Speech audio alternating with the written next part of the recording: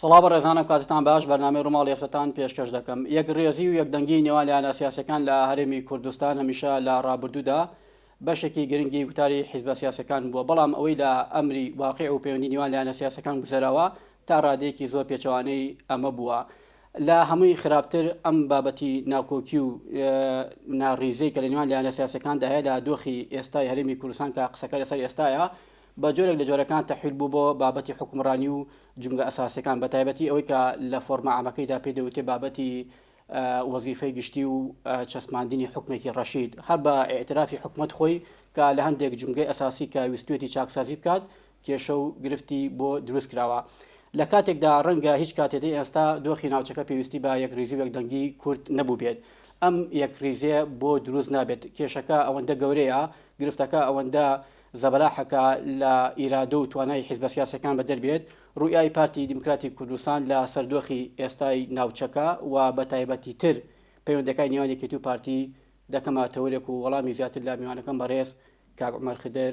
ئەندامی ئەنجومەنی سەرکردایەتیدا پارێزگای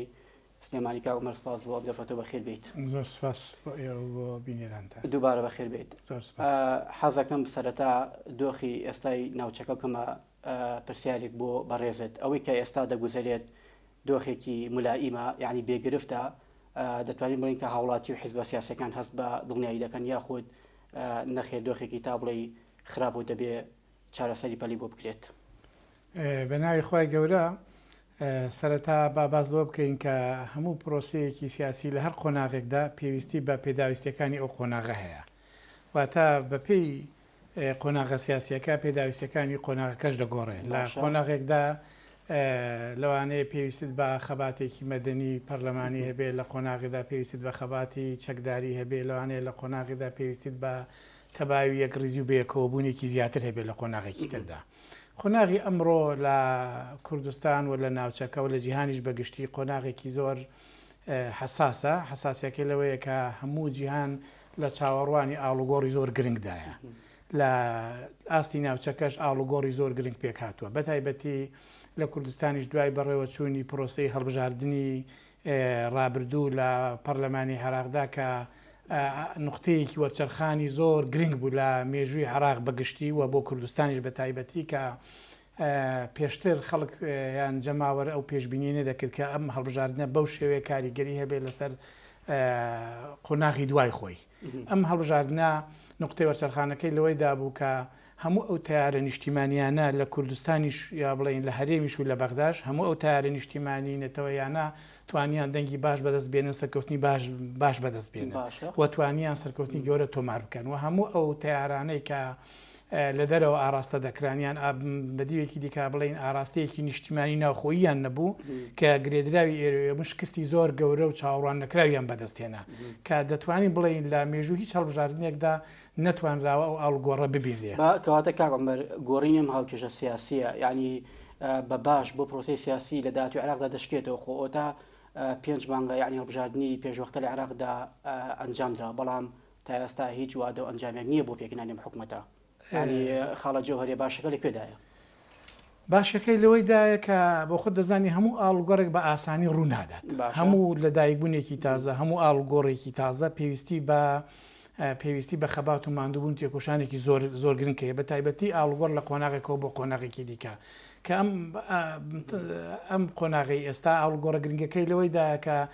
هەموو تارە نیشتیمانیەکان، حیزبە نیشتیمانیەکان، جوڵانەوە نیشتیمانیەکان شکستیان بە ئەو جوڵاناوانەوە بە ئەو حیزبانەدا کە لە دەرەوە ئاراستە دەکرن. ئەم پاشەکشەی دەستی ئیقلیمی لە عێراق و لە هەرێمیش هەروە بە ئاسانی لێ ناگەڕن کاتەوە بتوانانی بەرنامەکانی خۆت ئاواجێ بێت. بەڵام بەراورد بە ڕابردوو ئەم دەستە کەمی کردووە، یعنی ئەم پەلکێشەی کە جاران هەر ئەوەی کە ئێستا جەنابەت باست کردەوەی کە 5 مانگە هەڵبژاردن کراوە و حکوومەت پێک نەهاتووە، ئەوەیە لە ئەو دەستانن کە نانەوێت کۆتاییان پێ بهێنرێ، ئەو دەستانن کە نانێ واز لە عێراق بن عێراق خاوەنی بڕیار و سیادەی خۆی بێ ئەمە لە هەرێمیش و لە عێراقیش. هەموو ئەو ئاڵگۆڕانی کە ئێستش لە جیهاندا ڕوودان هەر ئەو نەتیجەی ئەو تەداخلی کە لێ دەکە ئێستا کە ببینی لە منتیقەکەدا ئێرانیەکان تەداخلیان چەند قات قسەکە ئەمە، یعنی بۆ نمونە ئەم هەموو گۆڕانکاری کە لەسەر ئاستی ئیقلیمی ناوچەوی ناوخۆیی و تەنانەت وڵاتانی جیهانی ئێستا دەتوانین بڵین کە جەمسەری هێز جۆرە لە گۆڕانکاری بەخۆ بینی ئەوەی ڕووسیاکە خۆی بە زلهێزی ناوچەکە و تەنانەت جیهانیش دەزانێت کورد لەکوێ ئەم گۆڕانکاریەندای بە تایبەتی هەرێمی کوردستان توانێتی خۆی بۆ هەر پێشات و ئەگەر ڕووبات ئامادە بێت بۆ ئەمە حاڵەتی کورد جیاوازە لە حاڵەتی هەموو نەتەوەکانی تر و حکوومەتی هەرێمی کوردستان حاڵەتی جیا لە حاڵەتی هەموو حکوومەتەیە بڵین هەرێمەکانی تریش لە جیهاندا کورد گیر و گرفتی زۆرە کورد تا ئێستا لە قۆناغی خەبات و تێکۆشاندایە کورد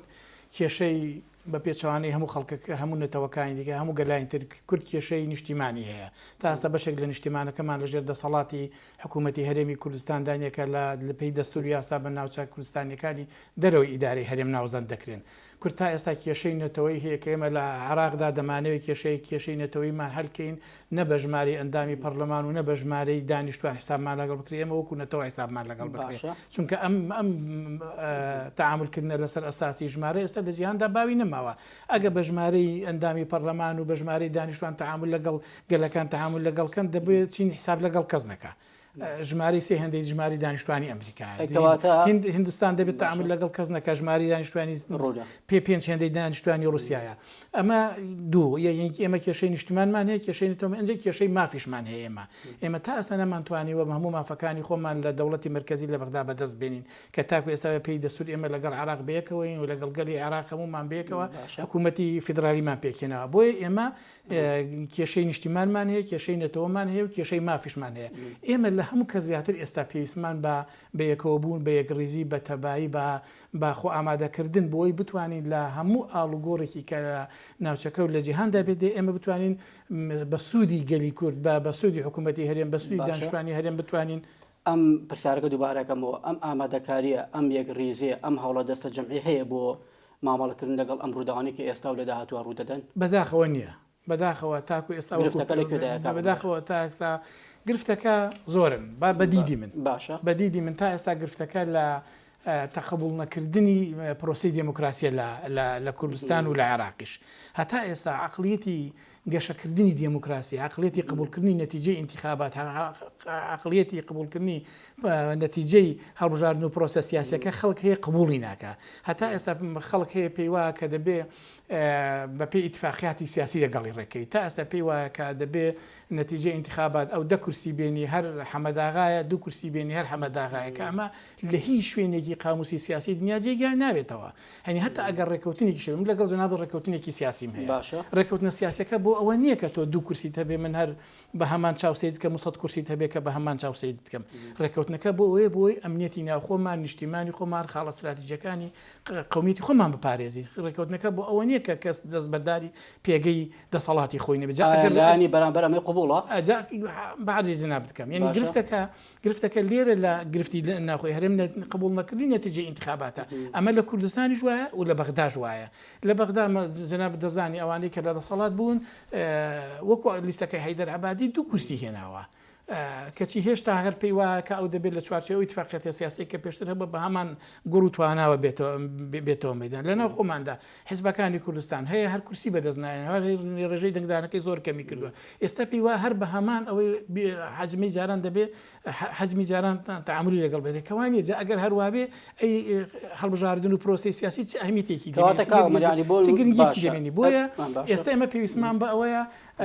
لە پاڵ پاراستنی یەکڕیزی لە پاڵ پاراستنی تەبایی لە پاڵ پاراستنی بەیەکەوە بوون لە پاڵ پاراستنی دیاریکردنی هەندێک هێڵی استراتیژی نیشتیمانی بۆ گەلەکەمان پێویستمان بووە کە پرۆسی سیاسی و پرۆسی دموکراتیش وەک خۆی بە واقعی قبول بکەین یعنی هەتا خوێندنەوەیەکی واقعیانەت بۆ حەجمی خۆت بۆ پێگەی خۆت بۆ دەنگی خۆت بۆ جەماوەری خۆت بۆ هێزی خۆت نەبێت ناتوانێت پرۆسی سیاسی بخەیە سەر ڕێزکەی سیاسەکەی خۆی ڕەنگە ئەم تێگەشتنە هەموو لایەنەکان لە ئیلمانیەوە بۆ ئیسلامی لە چەپەوە بۆ ڕازەمان قبول بێت بەڵام هەریەک لەناو خۆیان بۆ نمونەیەکێتی داوا لە پارتیەکە پارتی بۆ ئەمە داوا لە یەکێتیەکە یعنی ئەمە ئەم گرفتە لەکوێیە یعنی دەبێت کی ئەمە بکات خۆی دەبێت لایەنێک خاصێ بە چەسماندنی ئەمە خۆ بۆ نمونە ئەگەر کورسی پەرلەمانی پرێ بە پێوە بۆ چەسماندنی حکمی دیموکراسی لە هەر گەلوونێتەوەکدا دەبێت نەتیجە و دەرەنجامەکانی هەڵبژاردن و خۆی قبول بکرێت کە قبول ناکرێت دەبێت چی بکرێت بە تەوزیحێکت دەبێت باشە بەدیدی پارتی دموکراتی کوردستان پارتی لە ڕۆژی دروستبوونیەوە کە دروست بە بۆ یەکڕیزی نیشتیمانی دروست بووە بگەڕێەوە بۆ مێژوو تەماشا مێژووکە لە 46 کە پارتی دموکراتی کوردستان دروست بووە بۆ دروستبوونی یەک ڕیزی دروست بووە. پێش دروستبوونی پارتی دموکراتی کوردستان حیزبی شۆڕش حیزبی ڕزگاری بەشێک لە کۆمەڵی هیوا بەشێک لە ڕێکخراوی ئەفسەرانی ئازادی خواست بەشێک لەو حیزبانێکە لەو کاتەدا هەبوون پارتی هەستاوە هەمووی کورکۆ کردوونەوە لە یەک حیزبدا کە ناوی پارتی دموکراتی کوردستانە. هەموو ئەم حیزبانێک کە پێش پارتی دموکراتی کوردستانە بوون کۆکرانەوە لە حیزبێکدا کە ناوی پارتی دموکراتی کوردستانە کەواتە هەر پارتی دموکراتی کوردستان بۆ یەک ڕیزی نیشتیمانی دروست بووە. کەسی ئینکاری لێ بکە بە درێژایی مێژووی پارتی تەماشاکە 64 66 1970 پارتی دموکراتی کوردستان و جەنابی سەرۆک بارزانانی و مستەفا بارزانانی باوکیش بە بەردەوام هەوڵیانداوە کەی گرفتێکە بووە بە لێبورنێکی گشتی بە عفویەک بە ئاژبوونەوەیکی گشتی یەک ڕیزی نیشتیمانیان دروست کردووە و هەموو کاتیش ئێمە کە یەک ڕیزی نیشتیمانیمان دروست کردووە سوودمان لێبینیوە هەموو جارێ ئێمە ئەو ڕیزی ڕیزی نیشتیمانی سوودی بۆ گەلی کورتە بۆ نیشتیمانەکەمانەوە بۆ وڵاتەکەمانە بووە یەک ڕیزی نیشتیمانی ساڵی 1970 بەری کوردستانی لێ دروست دواتر ڕاپەڕین و حکوومەتی دروست بووە لە دوای دروستبوونی حکوومەتی هەرێمی کوردستانەوە لە یەکەم پرۆسی هەڵبژاردنەوە لە 92وە هەتاکو ئێستا پارتی دموکراتی کوردستان هەموو کات تەزحی بە دەنگ بە جەماوەری خۆی بە تێکۆشانی خۆیدا بۆ دروستکردنی یەک ڕیزی نیشتیمانی قەت پارتی دموکراتی کوردستان هەڵسوکەوتی تەعاملی لەگەڵ حیزبەکانی دیکە لەسەر ئەساسی ئەو کورسی و دەنگانە نەبووە کە هێناویانە بەردەوام پارتی دموکراتی کوردستان خراپ بۆ قەزەی پارتی نشکاوەوە ڕەنگە ئەمە زۆر جار کادر و ئەندامانی پارتی گرەی ئەو بکەن لە پارتی کە پارتی هەندێک جار لە خۆی بوراوە یان تەسحی بە ژیانی سیاسی خۆی داوا لە پێناو حیزبەکانی دیکە ئەمە لە فۆرمەعامەکە بۆ پارتی بەخراپ نشکاوەتەوە بەردەوام قیادەی پارتی لەژێر زەختی کادر و ئەندامانی خۆیدا بووە کە باش ئەگەر نەتیجە ئینتیخابات هەر لاانەکانی دیکە بۆ ئینتیخابات بکرێن بەڵام پارتی هەموو دەمێ بەرژەوەندی گشتیەکان بەرژەوەندە نیشتیمانیەکان بەرژەوەندیە نەتەوەیەکانی خستۆتە سەروی ئەو پرتۆبڵی کە کادر و ئەندامان و زا و زەختی لەلایەن کادرەکانی خۆ ئەندامانی خۆی دەکرێت بۆیە بەردەوام کە حسابکەیت لە 92 پارتی لەگەڵەوەی کە هەموو جارێ دەنگی یەکەمی کوردستانەوە بەڵام بە بەردەوام حکوومەتی ئیتیلافی پێکاتوە هەم بە بەردەوام هەموو حیزبەکانی کە بەشداری پێکراوە حیزبەکە دەنگی کەمی هێنابێ یاخو زۆری هێنابێ مەسەن جەنابەت دەزانی کە پارتی دموکراتی کوردستان هەموو براوی هەموو هەڵبژاردنەکانە ئەوە بەردەوامیش ئەمە بەسوود بۆ پارتی شکاوەتەوە لە بوارە گشتیەکەیدا چونکە بەردەوام حسابکە لە 92 دەنگەکانی پارتی دموکراتی کوردستان هەڵبژاردن بۆ هەڵبژاردن گەشەی کردو بەرەو پێشەوە چووە سەرکەوتنی گەورەتی تۆمار کردووە بەردەوام حیزبەکانی دیکە دەنگەکانیان کەمی کردووە شکستیانەوە پاشەکشیان کردووە ئەمە دێمەوە سەرخاڵی سەرەتا کە باسم کرد هەموو ئەو حیزبانێک کە لەگەڵ تەیاری نیشتیمانی لەگەڵ تەیاری قەومی توانیوانە گەشە بکەن بەرەو پێشەوە بچن و حیزبەکانی دیکە ناتوانەوە بەرەو پێشەوە بچن ئەم تێگەشتن و ڕۆحەتەی پارتی کە هەی بۆ مەسەلەی نەتەوایەتی و نیشتیمانی پرۆسەی سیاسی لە هەرێم وەکو خۆی قبول کراوە لە یانەکانی دیکەوە خودم شایەتی بۆ پارتی دراوە کە پارتی فعلەن بەخەم قەزەینەتەوەیەوە بووە لەوانەیە گرنگە یعنی شایەتی و سپاسی ئەوانیش بۆ ئەم بابەتە پارتی دموکراتی کوردستان پشتی بە جەماوەەکەی بەستووە بە جەماوەری کوردستان بە گەلی کوردستان بەستووە بۆیە بەردەوام جەماوەریش پاداشتی داوەتە چۆن پاداشداوەکەوی دەنگی پێداوە بەردەوام هەموو جەماوەر هەموو خەڵکی کوردستان ئەمنیەت و ئەمانی خۆی پاشە ڕۆژی وڵات و نیشتیمانەکەی خۆی لە پارتی دموکراتی کوردستاندا دیوێتەوە بۆیە پارتی بەلایەوە گرنگ نەبووە داخوا ئەم حیزبە ڕازیە ئەمە قبولی کردووە ئەم تێگەیشتنی هەبوویانە چۆن تێگەیشتنیان نەبووە مەسەلەن جەنابەت دەزانی لە هەڵبژاردنەکانی ڕابردوو یەکێتی نیشتیمانی کوردستان 18 کورسی بەدەستێنەوە بەڵام لە 2009 سەرۆکی حکوومەتی هەرێمیشیان پێدراوە و سەرۆکی کۆماری عراقیشیان پێدراوە لە کاتێک کە پارتی دموکراتی کوردستان نزیکەی 40 کورسی هێناوە بەڵام حسابی کورسی لەگەڵ نەکردون کەواتەوان دەبێت سوپاسگوزار بن ئەو نیحمەتی پارتی کە لەگەڵی کردوون بەڵام سوپاسیان کردووە جا پرسیارەکە ئەمە بوو ئەمان نەکردووە هەر بۆیش ئێستا پارتی دموکراتی کوردستان ئەم جارە نەک 100% بەڵام دەهەیە بە نسبەتێک حساب بۆ کەواتە من ئەو وەڵامەکەم پرسیارێکاکەم کەواتە پارتی وا دەکات ئەمە پارتی بشکێتەوە ینی بکشێتەوە لە بابەتی یەک ڕیزی ناوخۆ یا خۆ جۆرێک لە جۆرەکان ساردێک بنوێنە بەرامبەر بەم بابەتە ئاخر نقطەیەکی گرنگ هەیە باشە بۆ یەک ڕیزی نیشتیمانی جەنابی سەرۆکی هەرێمی کوردستان و جەنابی سەرۆکی حکوومەت و جەنابی سەرۆک بارزانانی هەموو دەمێت تەرکیز سێبە ڕێزیان تەرکیز لەسەر شتێک کە ئێمە مەبەستمان لە یەک ڕیزی نیشتیمانی چییە ئێمە لەسەر یەک ڕیزی نیشتیمانی دەبێت لەسەر خاڵک پێک بین کە ئەوە یەک ڕیزی نیشتیمانی چونکە لەوانەیە تێگەیشتنی پارتی دموکراتی کوردستان بۆ یەک ڕیزی نیشتیمانی جیاواز بێت لە تێگەیشتنی خەڵکی دیکە بۆ یەک ڕیزی نیشتیمانی وایە کەواتە بەلای ئێمەوە یەک ڕیزی نیشتیمانی پارێزگاریکردنە لە قوارەی حکوومەتی هەرێمی کوردستان پارێزگاریکردنە لە ئەو دەستوری کە ئێمە نووسیمانەوە پاراستنە لە ئەو خەبات و خوێنەی کە ئێمە لە ڕابردوو داومانە پاراستنە لەوەی کە ئێمە بتوانین مافەکانی گەلی کورد بەدەست بێنین ئەمە بە تێگەیشتنی ئێمە بۆ یەک ڕیزی نیشتیمانی کوردستان لەوانەیە لای بەشێکی دیکە لە حزبەکانی دیکە یەکگرزی نیشتیمانی وە لێک درێ بدرێتەوە ڕێعاتی فلان دەوڵەتە بکرێ بنەخێر دەبەرەوەی فلان دەوڵەتە دڵی حاجز نەبێ ڕێعاتی شیعە بکرێژ بۆی شیعە دڵی حاجز نەبێ بۆی یعنی نازانم بۆ ئێمە یەکگرزی بۆ پاراستنی یەکگرزی ناوماڵی شیعە ئێمە یەکگرزی ناوماڵی خۆمان تێک دەین کاکە ئێوە نابێ وا بکەن لەبەرەوە یەکگرزی ناوماڵی شیعە تێک دەچێت باشە پێشتە بە ئەمە یەکگرزی ناوماڵی خۆمان ڕێکخین ئەو کاتە یەکگرزی ناوماڵی خەڵکیش دەکات ئەمە خاڵی ناوکۆکی پارتی لەگەڵ ئەمە خاڵی داکۆکی ئێمە لەگەڵ یەکێتی نیشتیمانی کە ئەوان یەکێتی نیشتیمانی بە ئاشکرا لە بەیاننامەکانیاندا لە ڕاگەانەکانیاندا باسی ئەوەی دەکەن کە ئێمە هیچ کارێک ناکەین یەکگرزی ناوماڵی شیعەتێکدا بەڵام بۆ هەموو کارێک دەکەن بۆی یەکگرزی ناوماڵی کورد تێکچێ بە ئێمە خۆمان وەکو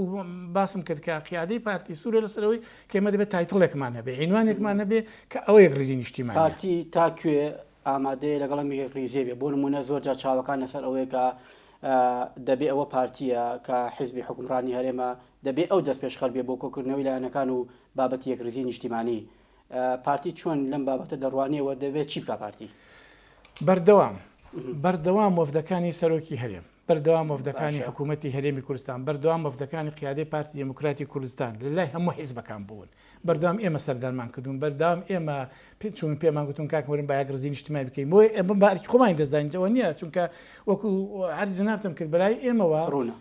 بەلای ئێمەوە ئێمە خۆمان بە مەسئول دەزانین لە هەموو خەباتی ڕابردووی میلەتی کورد کە هەموو بە درێژایی 70 ساڵ پارتی دموکراتی کوردستان لە پێشڕەوی خەباتی میلەتی کورددا بووە و ئەم حکوومەت و پەرلەمانەدا بە بەشی هەرە زۆری خەباتی کۆشانی پارتی دموکراتی کوردستان و حیزبەکانی دیکەش پێکاتەوە بۆی ئێمە بەردەوام وەفدەکانی سەرۆکی هەرێم وەفدەکانی جەنابی سەرۆکی حکوومەت وەفدەکانی قیادەی پارتی دموکراتی کوردستان لای حیزبەکان بوون بۆ ئەوی بتوانین یەکگرزی نیشتیمانی ئێمە هەموو شتێکین بەڵام تەنها یەکگرزی نیشتیمانی ناڵین هێڵە نیشتیمانیەکانمان لە تێکدا ئێمە هەندێک خێڵی استراتیژی نیشتیمانیمان داناون کە ئەم هێڵە استراتیژی نیشتیمانیانە ئەین لەزە نابێت دەپرسم ئێمە لە ڕێکەوتنەکان لەگەڵ حیزبەکان دیکە خاڵێک تەسبیت دەکەین کە هیچ لە هیچ شوێنێکی دیکەەوە ناکرێت ئێمە باسیەوە دەکەین کە ڕێک دەکەین لەسەر پاراستنی قواری هەرێمی کوردستان ئەین چ پێویست دەکات ئێمە لە کاتێک دەکات لەگەڵ حیزبێکی دیکە کۆ دەبینەوە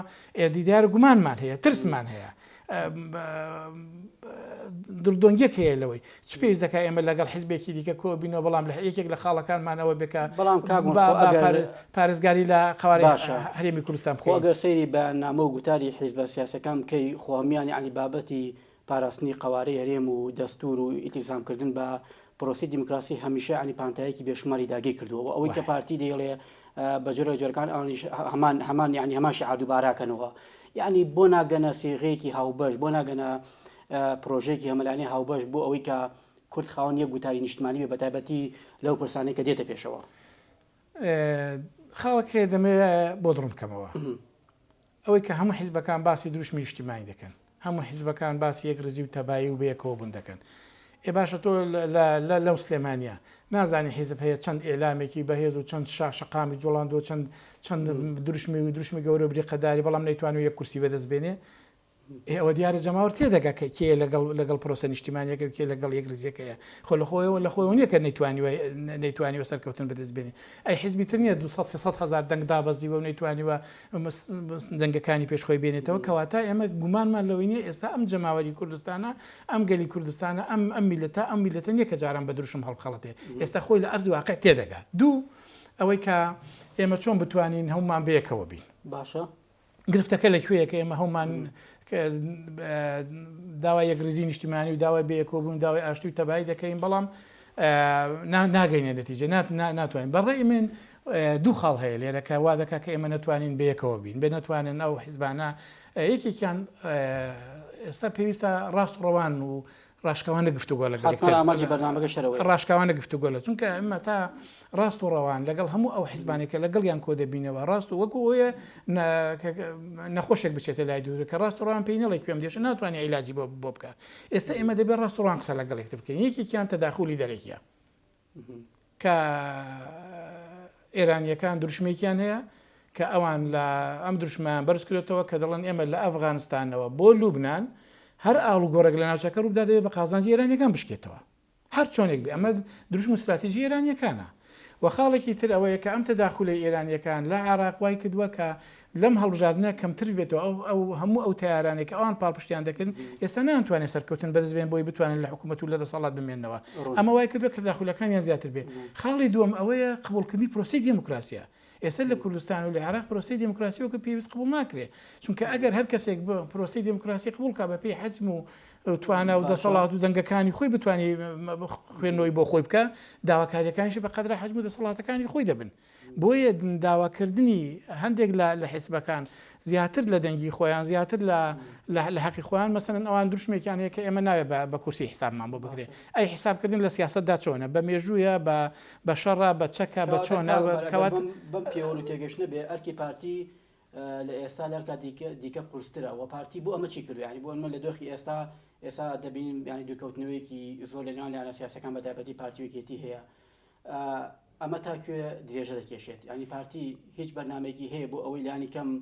لەگەڵ هاوپەیمانە سەرەکیەکەی کە یەکێتی نیشتیمانی کۆ بێتەوە و دەبێت پارتی چی بکات؟ پارتی دموکراتی کوردستان هەتا دوا قۆناغ لەگەڵ یەک ڕیزیە هەتا دوا قۆناغ هەوڵدەدا یەک ڕیزی و تەبای و برایەتی بپارێزێ و بەپێی ئەو معلوماتی من هەمەلاوانەیە لە چەند ڕۆژی داهاتوو جاری کە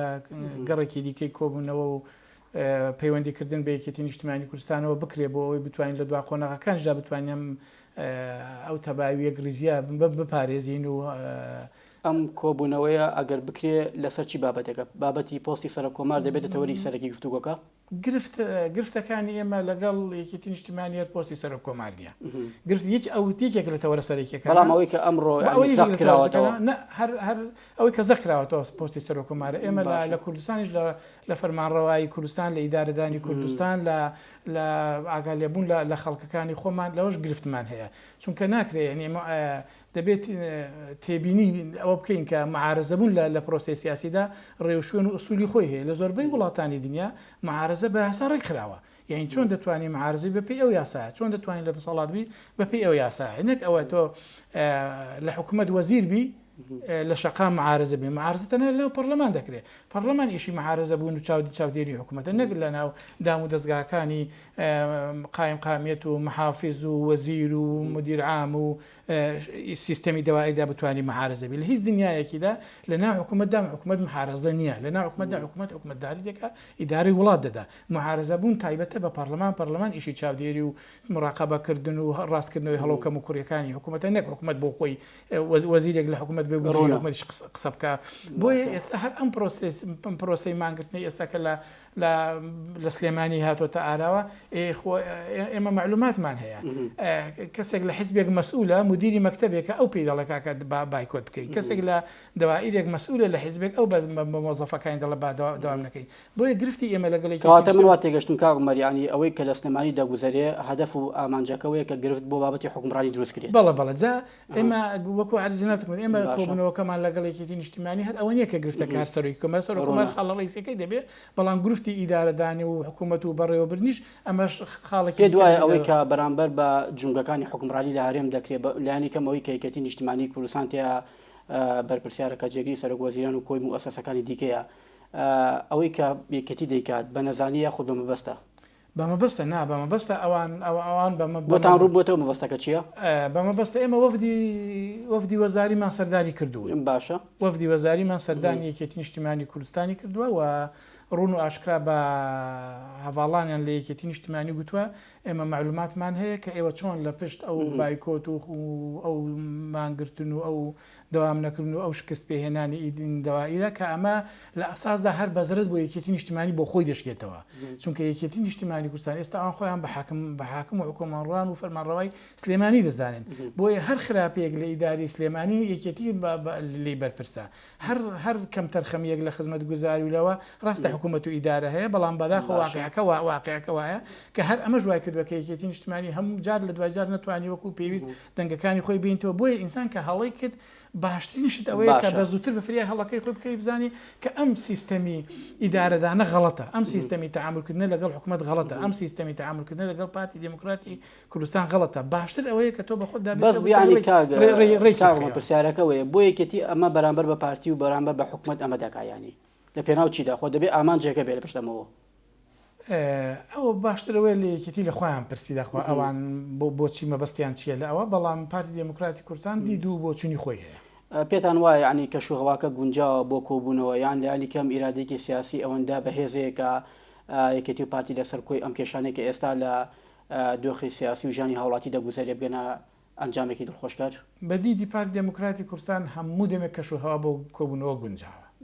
هەموو دەمێ یعنی هیچ کاتێک نییە کەشوهەوا بۆ کۆبوونەوە نەگونجاو بێت و بەردەوامیش پارتی دموکراتی کوردستان تاکید لەوەی دەکاتەوە کە ئێمە دەبێت گفتوگۆ بکەین بەیەکەوە بەشێکی زۆری کێشەکانمان ئەوەیە کە گفتوگۆ بەیەکەوە ناکەین و ئەو بەڕێزانە بەشێک لە حیزبەکانی تریشت گوێم لە دوادەکانیانە کە شانازی پێوە دەکەن کە پارتی دموکراتی کوردستان داوای لێ کردوون کە گفتوگوان لەگەڵ بکەم بەڵام ئەوان ڕەتیان کردوتەوە تەسەور کە عەقڵەتەکە چۆنە بۆیە ئەم عەقڵێتە عەقڵێتی خراپە ئەو خزمەتی خۆیان و خەڵکی کوردستانیش ناکە بەڵام بەدیدی پارتی دموکراتی کوردستان هیچ شتێک لە گفتوگۆ باشتر نییە گفتوگۆ سەید الأحکامە ئەم فشار و کاریگەری کە لە دەروی پارتی بۆ نێو پارتی هەیە لە بابەتی حکومڕانی و تەنانەت لە ڕۆ حیزبەکەیشەوە وای کردووە کە پارتی دەسەوسانکە یا خۆ جۆرێک لە ستۆپ بە پارتی بگات لە هەندێک مەسەلا یا پارتی نەخێر ئەزمونێکی باشی لەگەڵ ئەم جۆرە لە سیاستکردن هەیە.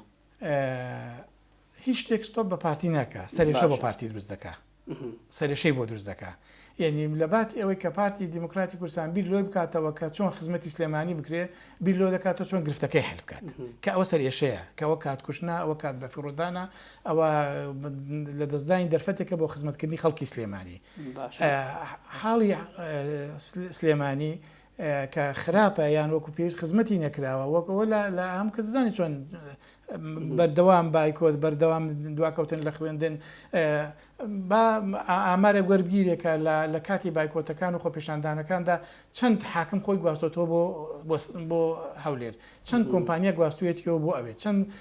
مامۆستا خۆی نەقڵ کردووە بۆ هەولێر چەند قوتابی خۆی نەقڵ کردو بووە کە ئەمە هەموو زەرەدە لە خەڵکی سلێمانی بۆیە لە باتی پەنابردن بۆ بەردەم بایکۆت و بەردەوام بۆ پەنابردن بۆ بەردەممانکردن بیر لە گفتوگۆ لە بەیەکەوە دانیشتون لە قسە و لە حەل بکرێتەوە باشترە بۆیە ئەمە دڵنیان دەکەینەوە کە مەستۆ بە پارتی ناکە ئەمە سەرێشەیەکی پارتی دروست دەکات بەڵام لەن بازەکەی کێ دێدا خەڵکو دانیشتوانی سنووری ئەو خاڵە هەڵبەشانە کامانەیە کە دەبێ بکرێتە بنەما لەو گفتوگۆی کە لێوانی کردی و پارتی کە بڕیارەوەکو بەڕێزت ئاماژی بێ دەکەیت لە چەند ڕۆژی داهاتوودا ڕوودار بۆی لانی کەم چارەسەری ئەم دۆخەی پێ بکرێت دەبێت قسە لەسەر چی بکرێت. ئێمە ئێستا ئیدارەیەکمان هەیە ئیدارەکەمان ناوی حکوومەتی هەرێمی کوردستان ئەم حکوومەتی هەرێمی کوردستانە کە بەرهەمی ڕنج و خەبات و خوێنی 100 ساڵی ڕابردوو تێکۆشانی هەر کەس و کارەکە ئێمە لە باب و باپیر و خزمەکانی ئێمە بۆ ئێمە پێویستمان بەوەیە کە پێش هەموو شتێک هەوڵدەین ئەم حکوومەت و ئیدارەیە بپارێزین بەهێزتریکەین بەرەو پێشەوەتری بەرین. هەندێک داواکاری هەیە کە وەک لە سەرەتا حەرزیناتم کرد کە ئەمانە داواکاری نیشتیمانی و نەتەوەی و مافی میلەتی کوردەکە ئەمە دەبێت لەسەر ئەمانە ڕێککەوین ئەمانە ئاخۆ چۆن خزمەتیان دەکرێت چۆن بەدی دێنێن چۆن دەتوانین دەستکەوتانە بەدەستبین هەر کەس لای خۆیەوە هەوڵ بدا یاخوا هەمومان بەیەکەوە بین و مێژووی ڕابردوشمان ئەوەی بۆ سەرماندوین کە چەند جار بەیەکەوە بووین توانیمانە دەستکەوتی زۆر گرنگ و باش بۆ گەلەکەمان بەدەست بین بۆ ئێمە پێویستمان بەوەیە کە جارێکە تاکید دەکەمەوە لەسەر کۆمەڵە خاڵ ڕێککەوین لەسەر کۆمەڵک خاڵ هەندێک خاڵ بکەینە تایتڵی خەبات و تێکۆشانی خۆمان و بەیەکەوە بوونی خۆمان وەندە خاڵ بکەینە بۆ ئەوی کە ئەمانە خاڵی استراتیژین بۆ خاڵی گفتوگۆکردن بۆ بەدەستێنانیان لە بەغدا بێ یا خزمەتکردنیان بێ لە هەرێمی کوردستاندا. بۆ چارەسەرکردنەکان تەنها پارتیویەکەتی بەسە کۆبوونەوەیەکی ئەوان یاخود بۆ ئەمەش هەردوو حزب پەیوەندیان بە پێویستیان بە هەماهەنگی و کۆدەنگی لایەنەکانی دیکەی دەرەوەی حکوومەتی شێتەنان لە ئۆپۆزیسیۆن ینی تا چەند گرنگەوانیش بەشدار بن لەم جۆرە کۆبوونەوانە بۆ ئەوەی هەمویان پێکەوە ڕوویایەکی هاوبەشی نیشتیمانی هەبێ بۆ چارەسەرکردنی کۆی کێشەکان. پارتیویەکێتی دوو حیزبی ڕئیسی دوو حیزبی سەرەکی دوو حیزبن کە ئیدارەی ناوچە و هەرێمیان بەدەستەوە جوگرافیان لەبەردەستە دوو حیزبن کە هێزی سیاسیان هەیە دوو حیزبن کە اقتصادیان بەدەستەوە بۆی ئەوان مهمن بەڵام گرنگە حیزبەکان دیکەش هەموو بەشداری بکەن چونکە ئەم حکوومەتی هەرێمی کوردستانە کە هەم حیزبەکە چەند گچکە بێ ئەمیش بەشێکە لە دانیشتوانی هەرێمی کوردستان ئەم پەرلەمانی هەموو خەڵکی کوردستانەوە ئەم داواکاریانی ئێمەش داواکارینین بۆ پارتی بۆ یەکێتی داواکارن بۆ هەموو خەڵکی کوردستان بۆیە پێویستمان بەوەیە کە ئێمە هەموو حیزبەکە وەکو بۆ جەنابتم باس کرد یعنی بەلای ئێمە ژمارە زۆر گرنگ نییە لە بەیەکەوە بوونەوەیە کە وجهە نەزەر و ڕوئیان مهمە بەوەی کە هەموو ئەوانەی کە تێڕوانێکی نیشتیمانیان هەیە تێڕوانێکی خزمەت گوزاریانان هەیە تێڕوانێکیان هەیە بۆی کە ئێمە ئەوە دەخوێنەوە کە ئێمە هێشتا لە خۆناغی خەبات و تێکۆشانداین بۆ باشکردنی حکوومەت و پەرلەمان و بەدەستێنای مافەکانشمان لە بەغدا ئێمە هەمومان بەیەکەوە بین بۆ ئێمە پێویستمان بەوەیە هەموو کورد بەیەکەوە بین پێویستمان بە پاڵپشتی هەموو وەک دوایین پرسیار لە مای خولە وەڵامەکەم دەوێت ئەگەر ئەم ڕێکەوتنە نەکرێت بەم شێوەیە کە بەڕێزت ئاماژەی پێ دەکەی مەترسەکانی لەسەر داهاتووی قەوارەی دەستوری هەرێمی کوردستان چی دەبێت؟